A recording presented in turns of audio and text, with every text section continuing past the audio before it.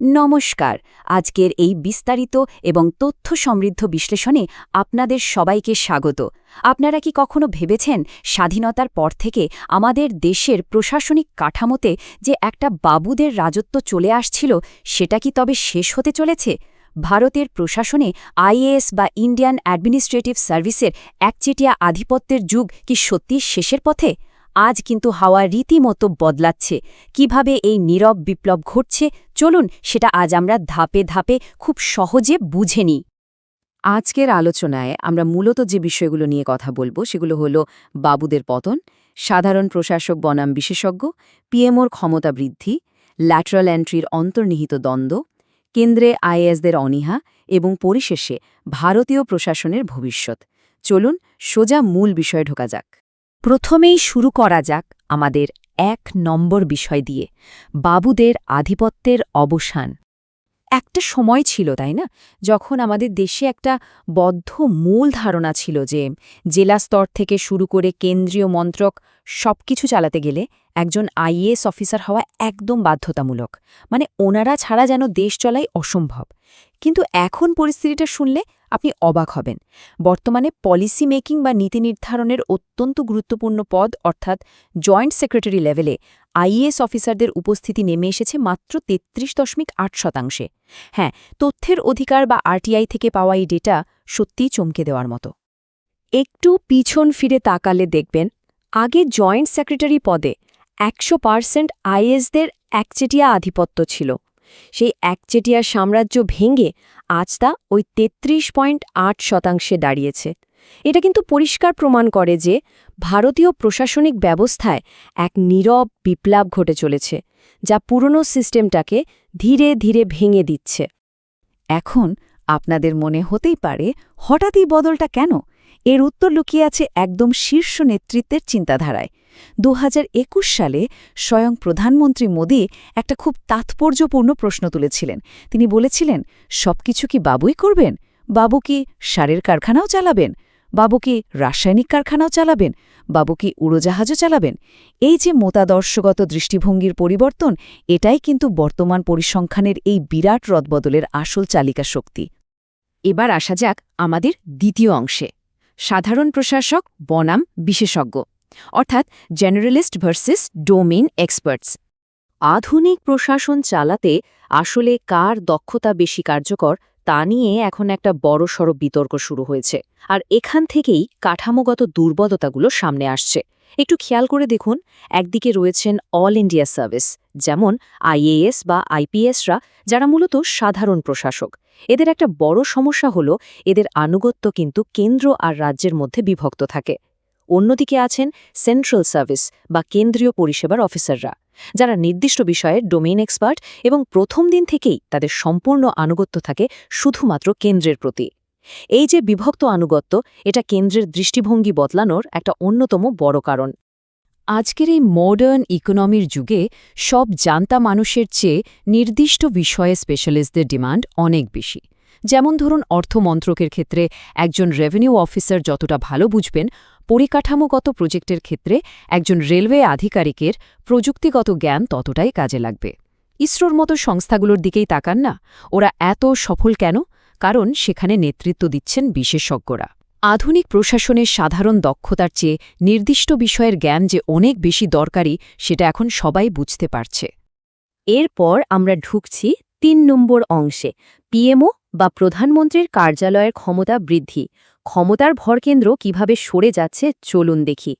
ক্ষমতারই পরিবর্তনের পেছনে আরেকটা বড় কারণ হল নতুন ধরনের কেন্দ্রীকরণ। আজকাল পলিসি মেকিং বা নীতি নির্ধারণের কাজটা প্রধানমন্ত্রীর কার্যালয় বা পিএমওতে ভীষণভাবে সেন্ট্রালাইজড হয়ে পড়েছে। পিএমও এখন একটা খুব সুবিন্যস্ত বা লিন অর্গানাইজেশন হিসাবে কাজ করে। আর মজার ব্যাপার হলো, তারা ওই সাধারণ প্রশাসকদের পুরনো কাঠামোর ওপর ভরসা না করে সরাসরি নির্দিষ্ট বিষয়ে গভীরে জ্ঞানসম্পন্ন টেকনিক্যাল এক্সপার্টদের সাথে কাজ করতে বেশি পছন্দ করে। চলুন ৪ নম্বর বিষয়টা একটু বুঝে নিই, ল্যাটারাল এন্ট্রির অন্তর্নিহিত দ্বন্দ্ব এবং ভেতরের সংঘাত।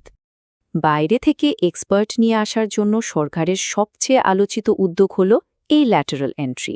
কিন্তু এই উদ্যোগ সিস্টেমের ভেতরে রীতিমতো একটা দ্বন্দ্ব তৈরি করেছে। এই পরিসংখ্যানটা দেখুন, 2019 সালে ল্যাটারাল এন্ট্রির জন্য যেখানে 6,000 আবেদন জমা পড়েছিল, মাত্র 2 বছরের ব্যবধানে 2021 সালে সেটা অভাবনীয়ভাবে কমে গিয়ে দাঁড়ালো মাত্র 2000-এ। প্রশ্ন জাগে, হঠাৎ এত বড় পতনের কারণ কি? এই পতনের আসল কারণটা কিন্তু বেশ শকিং।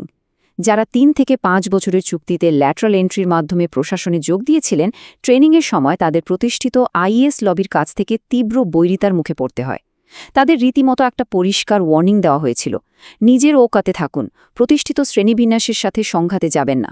ভাবুন একবার, এই মনস্তাত্ত্বিক চাপ এবং অসহযোগিতায় আবেদনকারীর সংখ্যা কমার একটা মস্ত বড় কারণ। তবে শুধু যে ভেতরের সংঘাত তা নয়, এর সাথে বেশ কিছু সিরিয়াস রাজনৈতিক আর পদ্ধতিগত জটিলতাও আছে। এই ল্যাটারাল এন্ট্রি কিন্তু আমাদের সামাজিক ন্যায় বিচার এবং সংরক্ষণের নিয়মগুলোকে বাইপাস করে যায়। স্বভাবতই স্বজনপোষণ বা পক্ষপাতিত্বের একটা আশঙ্কা তৈরি হয়, আর এই বৈধ উদ্বেগের কারণে প্রবল রাজনৈতিক বিরোধিতার মুখে পড়ে ইউপিএসসিকে অতি সম্প্রতি ডিরেক্টর পদের একটা বিজ্ঞপ্তি পুরোপুরি প্রত্যাহার করে নিতে হয়েছে। এইবার আসা যাক 5 নম্বর পয়েন্টে। ক্ষমতার এই হাতবদলে আইএএস অফিসাররা কেন কেন্দ্রে যেতে অনিচ্ছুক, চলুন সেটাই দেখি। এতক্ষণ তো আমরা সিস্টেমের কথা বললাম, কিন্তু মজার বিষয় হলো এই পরিবর্তনের জন্য আইএএস অফিসাররা নিজেরাই কিন্তু অনেকাংশে দায়ী। সেন্ট্রাল ডেপুটেশনের এই ডেটাটা দেখলেই পুরো ব্যাপারটা জলের মতো পরিষ্কার হয়ে যাবে। 2024 সালের হিসাব অনুযায়ী কেন্দ্রে 1459 জন আইএএস অফিসারের প্রয়োজন, কিন্তু বাস্তবে উপস্থিত আছেন কতজন জানেন? মাত্র 442 জন। এই বিপুল শূন্যস্থান দেখেই বোঝা যাচ্ছে কত কম সংখ্যক অফিসার আসলে কেন্দ্রে কাজ করতে ইচ্ছুক। কিন্তু প্রশ্ন হল, কেন এই অনীহা? কারণটা খুব সিম্পল। অফিসাররা রাজ্যের ক্যাডারে থাকতেই বেশি স্বাচ্ছন্দ্য বোধ করেন। জেলা ম্যাজিস্ট্রেট বা ডিএম হিসাবে একটা জেলায় তাদের যে দাপট বা দৃশ্যমান ক্ষমতা থাকে, কেন্দ্রে গেলে সেটা পাওয়া যায় না। রাজ্যে তারা মন্ত্রী বা সচিব পর্যায়ের পদে রীতিমতো রাজত্ব করেন, আর কেন্দ্রে গেলে পিএমওর বিশাল ক্ষমতার ছায়ায় তাদের প্রায় ঢাকা পড়ে যেতে হয়। ওই চোখে পড়ার মতো বা দৃশ্যমান ক্ষমতার অভাবেই তারা রাজ্যের প্রতাপশালী পদগুলোই বেছে নেন। সবশেষে 6 নম্বর অধ্যায়, ভারতীয় প্রশাসনের ভবিষ্যৎ। চলুন দেখিনি আগামী দিনে এর দীর্ঘমেয়াদী কাঠামোটা কেমন হতে চলেছে। তাহলে ভারতীয় প্রশাসন এবার কোন দিকে এগুচ্ছে? এই নীরব প্রশাসনিক বিপ্লবটাকে একটা স্থায়ী রূপ দিতে সরকার মিশন কর্মযোগী নামের একটা দারুণ উদ্যোগ নিয়েছে। এটা মূলত একটা 15 বছরের দীর্ঘমেয়াদী ট্রেনিং প্রোগ্রাম। এর আসল উদ্দেশ্য হল নতুন যারা চাকরিতে ঢুকছেন তাদের ধীরে ধীরে ট্রেনিং দিয়ে নির্দিষ্ট ক্ষেত্রের বিশেষজ্ঞ বা ডোমেইন এক্সপার্ট হিসেবে গড়ে তোলা। এর ফলে কি হবে? বাইরে থেকে আর লোক খুঁজতে হবে না, সিস্টেমের ভেতর থেকেই আগামী দিনের বিশেষজ্ঞরা তৈরি হয়ে যাবে। আজকের এই সম্পূর্ণ আলোচনা শেষে একটা খুব জরুরি প্রশ্ন আপনাদের জন্য রেখে যেতে চাই। এই যে একটা নীরব বিপ্লব ঘটে যাচ্ছে, এর মূল উদ্দেশ্য কি?